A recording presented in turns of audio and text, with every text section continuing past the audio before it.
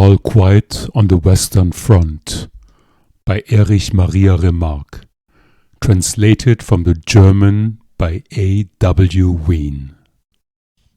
Chapter 1. We are at rest 5 miles behind the front. Yesterday we were relieved, and now our bellies are full of beef and haricot beans. We are satisfied and at peace.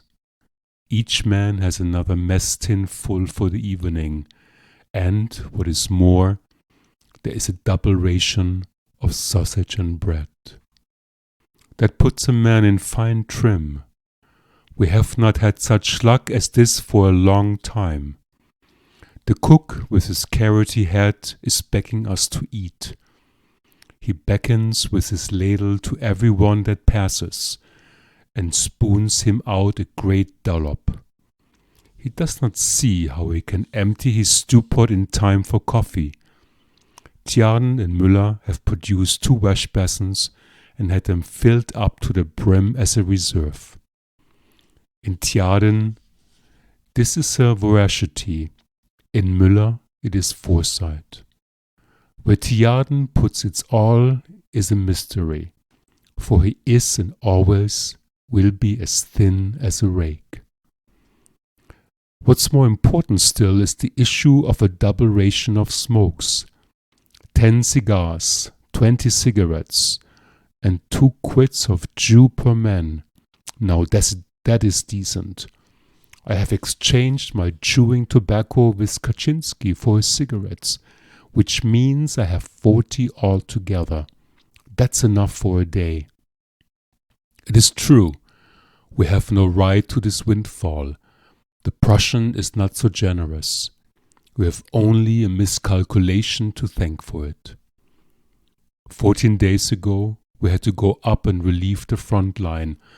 It was fairly quiet on our sector, so the quartermaster who remained in the rear had requisitioned the usual quantity of rations and provided for the full company of 150 men. But on the last day, an astonishing number of English heavies opened up on us with high explosive, drumming ceaselessly on our position, so that we suffered severely and came back only 80 strong. Last night, we moved back and settled down to get a good sleep for once. Kaczynski is right when he says it would not be such a bad war if only one could get a little more sleep. In the line we have had next to none, and 14 days is a long time at one stretch. It was noon before the first of us crawled out of our quarters. Half an hour later every man had his mess tin, and we gathered at the cookhouse, which smelled greasy and nourishing. At the head of the queue, of course, were the hungriest, little Albert Kropp, the clearest thinker among us and therefore only a lance corporal. Müller, who still carries his school textbooks with him, dreamt of examinations and during a bombardment mutters propositions in physics. Lehr, who wears a full beard and has a preference for the girls from officers' brothels. He swears that they are obliged by an army order to wear silk chemises and to bathe before entertaining guests of the rank of captain and upwards. And as the 4th, myself, Paul Bäumer. All 4 are 19 years of age, and all 4 joined up from the same class as volunteers for the war. Close behind us were our friends, Tjaden, a skinny locksmith of our own age, the biggest eater of the company. He sits down to eat as thin as a grasshopper and gets up as big as a buck in the family way. Haie Vestus, of the same age, a peat digger, who can easily hold a ration loaf in his hand and say, "Guess what I've got in my fist." Then Detering, a peasant who thinks of nothing but his farmyard and his wife. And finally Stanislav Kaczynski, the leader of our group, shrewd, cunning, and hard-bitten, 40 years of age with a face of the soil, blue eyes, bent shoulders, and a remarkable nose for dirty weather, good food, and soft jobs. Our gang formed the head of the queue before the cookhouse. We were growing impatient, for the cook paid no attention to us. Finally, Kaczynski called to him, "Say, Heinrich, open up the soup kitchen. Anyone can see the beans are done." He shook his head sleepily. "You must all be there first." Tjaden grinned. "We are all here." The sergeant cook still took to no notice. "That may do for you," he said, "but where are the others? They won't be fed by you today. They're either in the dressing station or pushing up daisies." The cook was quite disconcerted as the facts dawned on him. He was staggered, and I have cooked for 150 men. Kropp poked him in the ribs. "Then for once we'll have enough. Come on, begin." Suddenly a vision came over Tjaden. His sharp, mousy features began to shine.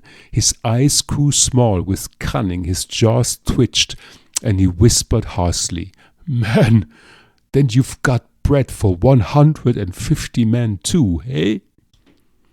The sergeant cook nodded, absent-minded and bewildered. Tjaden seized him by the tunic. "And sausage!" Ginger nodded again. Tjaden's chaps quivered. "Tobacco too?" "Yes, everything." Tjaden beamed. "What a bean feast! That's all for us. Each man gets, wait a bit, yes, practically 2 issues. Then Ginger steered himself and said, "That won't do." We got excited and began to crowd around. "Why won't that do, you old carrot?" demanded Kaczynski. 80 men can't have what is meant for 150? "We'll soon show you," growled Müller. "I don't care about the stew, but I can only issue rations for 80 men, persisted Ginger. Kaczynski got angry. "You might be generous for once. You haven't drawn food for 80 men. You've drawn it for the second company." "Good. Let's have it then. We are the second company." We began to jostle the fellow. No one felt kindly toward him, for it was his fault that the food often came up to us in the line too late and cold. Under shell fire, he wouldn't bring his kitchen up near enough, so that our soup carriers had to go much further than those of the other companies. Now, Bulke of the first company is a much better fellow. He is as fat as a hamster in winter, but he trundles his pots when it comes to that right up to the very front line. We were in just the right mood, and there would certainly have been a dust-up in our company commander had not appeared. He informed himself of the dispute and only remarked, "Yes, we did heavy losses yesterday." He glanced into the Dixie. "The beans look good." Ginger nodded. "Cooked with meat and fat." The lieutenant looked at us. He knew what we were thinking, and he knew many other things too, because he came to the company as a non-com and was promoted from the ranks. He lifted the lid from the Dixie again and sniffed. Then passing on, he said, "Bring me a plate full. Serve out all the rations. We can do with them." Ginger looked sheepish as Tjaden danced around him. "It doesn't cost you anything. Anyone would think the quartermaster's store belonged to him. And now get on with it, you old blubber sticker, and don't you miscount either." "You be hanged," spat out Ginger. "When things get beyond him, he throws up the sponge altogether. He just goes to pieces." And as if to show that all things were equal to him, of his own free will he issued in addition 1/2 pound of synthetic honey to each man. Today is wonderfully good. The mail has come, and almost every man has a few letters and papers. We stroll over to the meadow behind the billets. Kropp has the round lid of a margarine tub under his arm. On the right side of the meadow, a large common latrine has been built, a roofed and durable construction, but that is for recruits who as yet have not learned how to make the most of whatever comes their way. We want something better. Scattered about everywhere, there are separate individual boxes for the same purpose.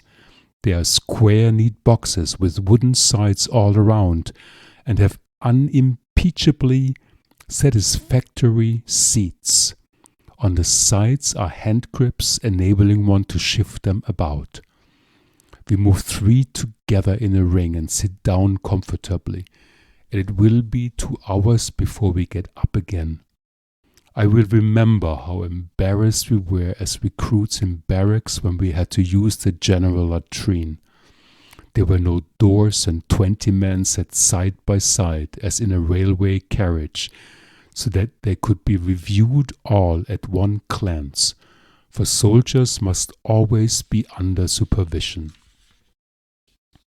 Since then we had learned better than to be shy about such trifling immodities. In time, things far worse than that came easy to us. Here in the open air, though, the business is entirely a pleasure. I no longer understand why we should always have sheet away these things before. They are in fact just as natural as eating and drinking. We might perhaps have paid no particular attention to them had they not figured so large in our experience, nor been such novelties to our minds. To the old hands they had long been a mere matter of course. The soldier is on friendlier terms than other men with his stomach and intestines. 3/4 of his vocabulary is derived from these regions, and they give an intimate flavor to expression of his greatest joy, as well as of his deepest indignation. It is impossible to express oneself in any other way so clearly and pithily. Our families and our teachers will be shocked when we go home, but there it is, the universal language. Enforced publicity has in our eyes restored the character of complete innocence. To all these things, more than that, they are so much a matter of course that the comfortably performance is fully as much enjoyed as the playing of a safe top running flush. Not for nothing was the word latrine rumor invented. These places are the regimental gossip shop and common rooms. We feel ourselves for the time being better off than in any palatal white-tiled convenience.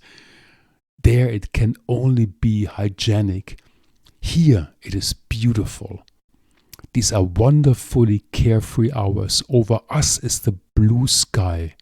On the horizon float the bright yellow sunlit observation balloons and the many little white clouds of the anti-aircraft shells. Often they rise in a sheaf as they follow after an airman. We hear the muffled rumble of the front only as very distant thunder, bumblebees droning by quite drown it. Around us stretches the flowery meadow. The grasses sway their tall spears. The white butterflies flutter around and float on the soft warm wind of the late summer. We read letters and newspapers and smoke. We take off our caps and lay them down beside us. The wind plays with our hair. It plays with our words and thoughts. The 3 boxes stand in the midst of the glowing red field poppies. We set the lid of the margarine tub on our knees and so have a good table for a game of skat. Grob has the cards with him. After every misère ouverte, we have a round of nap. One can sit like this forever. The notes of an accordion float across from the billets. Often we lay aside the cards and look about us. One of us will say, "Well, boys," or "It was a near thing that time," and for a moment we fall silent. There is in each of us a feeling of constraint. We are all sensible of it. It needs no words to communicate it. It might easily have happened that we should not be sitting here on our boxes today. It came damn near to that. And so everything is new and brave. Red poppies and good food, cigarettes and summer breeze. Krop asks, anyone seen Cambridge lately? He's up at St. Joseph's, I tell him. Müller explains that he has a flesh wound in his thigh, a good blighty. We decide to go and see him this afternoon. Krop pulls out a letter. Kantorek sends you all his best wishes. We laugh. Müller throws his cigarette away and says, I wish he was here. Kantorek has been our schoolmaster, a stern little man in a grey tailcoat with a face like a shrew mouse. He was about the same size as Corporal Himmelstoss, the terror of Klosterberg. It is very queer that the unhappiness of the world is so often brought on by small men. They are so much more energetic and uncompromising than the big fellows. I have always taken good care to keep out of sections with small company commanders. They are mostly confounded little martinets. During drill time, Kantorek gave us long lectures until the whole of our class went, under his shepherding, to the district commandant and volunteered. I can see him now, and he used to glare at us through his spectacles and say in a moving voice, "Won't you join up, comrades?" These teachers always carry their feelings ready in their waistcoat pockets and trot them out by the hour. But we didn't think of that then. There was indeed one of us who hesitated and did not want to fall into line. That was Joseph Bäumer, a plump, homely fellow. But he did allow himself to be persuaded, otherwise he would have been ostracized. And perhaps more of us thought as he did, but no one could very well stand out, because at that time even one's parents were ready with the word coward. No one had the vaguest idea what we were in for. The wisest were just the poor and simple people. They knew the war to be a misfortune, whereas those who were better off and should have been able to see more clearly what the consequences would be were beside themselves with joy. Kaczynski said that was a result of their upbringing. It made them stupid. And what Kat said, he had thought about it. Strange to say, Bäumer was one of the first to fall. He got hit in the eye during an attack and we left him lying for dead. We could bring him with us because we had to come back helter-skelter. In the afternoon, suddenly we heard him call and saw him crawling about in no man's land. He had only been knocked unconscious. Because he could not see and was mad with pain, he failed to keep under cover, and so was shot down before anyone could go and fetch him in. Naturally, we couldn't blame Kantorek for this. Where would the world be if one brought every man to book? There were thousands of Kantoreks, all of whom were convinced that they were acting for the best, in a way that cost them nothing. And that is why they let us down so badly. For us lads of 18, there ought to have been mediators and guides to the world of maturity, the world of work, of duty, of culture, of progress, to the future. We often made fun of them and played jokes on them, but in our hearts we trusted them. The idea of authority which they represented was associated in our minds with a greater insight and a more humane wisdom. But the first death we saw shattered this belief. We had to recognize that our generation was more to be trusted than theirs. They surpassed us only in phrases and in cleverness. The first bombardment showed us our mistake, and under it the world as they had taught it to us broke in pieces. While they continued to write and talk, we saw the wounded and dying. While they taught that duty to one's country is the greatest thing, we already knew that death throws are stronger. But for all, that we were no mutineers, no deserters, no cowards, they were free. With all these expressions, we loved our country as much as they. We went courageously into every action, but also we distinguished the false from true. We had suddenly learned to see, and we saw that there was nothing of the world left. We were all at once terribly alone, and alone we must see through. Before going over to see Kemmerich, we pack up his things. He will need them on the way back. In the dressing station there is great activity. It reeks as ever of carbolic, pus and sweat. We are accustomed to the good deal in the billets, but this makes us feel faint. We ask for Kemmerich. He lies in a large room and receives us with feeble expressions of joy and helpless agitation. While he was unconscious, someone had stolen his watch. Müller shakes his head. I always told you that nobody should carry as good a watch as that. Müller is rather crude and tactless, otherwise he would hold his tongue, for anybody can see that Kemmerich will never come out of this place again. Whether he finds his watch or not will make no difference. At the most, one will only be able to send it to his people. How goes it, Franz? asked Kropp. Kemmerich head sinks. Not so bad, but I have a damned pain in my foot. We look at his bed covering. His leg lies under a wire basket. The bed covering arches over it. I kick Müller on the shin, for he is just about to tell Kemmerich what the orderlies told us outside, that Kemmerich had lost his foot. The leg is amputated. He looks ghastly, yellow and wan.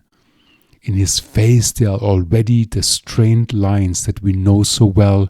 We have seen them now hundreds of times. They are not so much lines as marks. Under the skin the life no longer pulses. It has already pressed out the boundaries of the body. Death is working through from within. It already has command in the eyes. Here lies our comrade, Kemmerich, who a little while ago was roasting horseflesh with us and squatting in the shell holes. It is still, and yet it is not he any longer. His features have become uncertain and faint, like a photographic plate from which the two pictures have been taken. Even his voice sounds like ashes. I think of the time when we went away. His mother, a good plump matron, brought him to the station. She wept continually. Her face was bloated and swollen. Kemmerich felt embarrassed, for she was the least composed of all. She simply dissolved into fat and water. Then she caught sight of me and took hold of my arm again and again and implored me to look after Franz out there. Indeed, he did have a face like a child and such frail bones that after 4 weeks pack carrying he already had flat feet. But how can a man look after anyone in the field? Now you will soon be going home, says Kropp. You would have had to wait at least 3 or 4 months for your leave. Kemmerich nods. I cannot bear to look at his hands, they are like wax. Under the nails is the dirt of trenches. It shows through blue-black like poison. It strikes me that these nails will continue to grow like lean, fantastic cellar plants long after Kemmerich breathes no more. I see the picture before me.